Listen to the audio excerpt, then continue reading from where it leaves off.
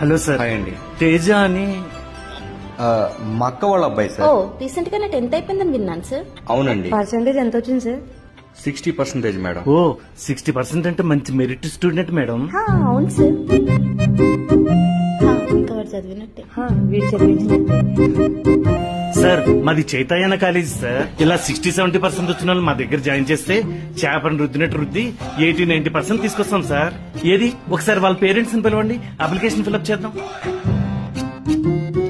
ఏంటి సార్ ఆలోచిస్తున్నారు? పిల్లల భవిష్యత్తు చదువులోనే ఉంది సార్. పిల్లలకు మనం ఇచ్చే ఆస్తి ఏదైనా ఉందంటే అది చదివే కదా సార్.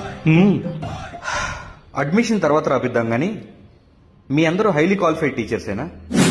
ఎంత మాట అన్నారు సార్. మేడం గారు MBA 98%, ఈ మేడం గారు MCA 92%, నేను బీటెక్ సార్ 98%. అయితే మీ అందరూ హైలీ క్వాలిఫైడ్ టీచర్స్ అన్నమాట. అవును సార్. మీరు ఎక్కడ చదువుకున్నారు సార్?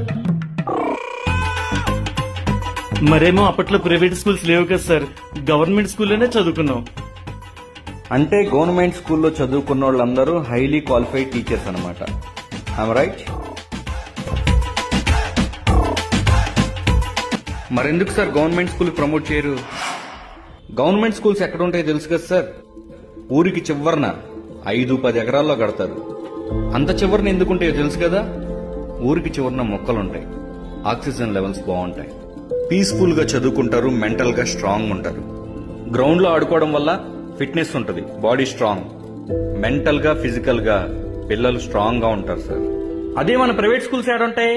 ఈడే బిల్డింగ్ ఎమ్మటి బిల్డింగ్ అద్దెకి తీసుకుంటాం, బోర్డు తగిలిస్తాం, చిన్న చిన్న రూములు, ఏసీలు పెడతాం, తల్లిదండ్రులకి ఇంత లోతు బిల్లు పెడతాం.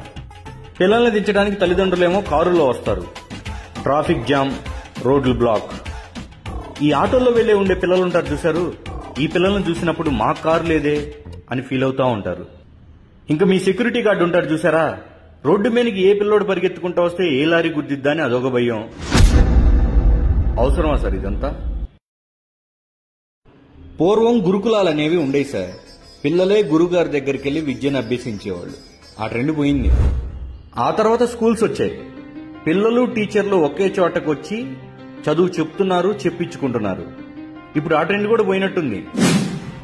టీచర్లే పిల్లల ఇంటి దగ్గరకు వచ్చి అయ్యా మీకు చదువు చెప్తామని అడుక్కుంటున్నారు. విద్యా వ్యవస్థని బిజినెస్ చేసేసారు సార్. ఏంటి 100 మంది పిల్లల్ని జాయిన్ చేస్తే కారా, 50 మందిని జాయిన్ చేస్తే స్కూటీ, 10 మందిని జాయిన్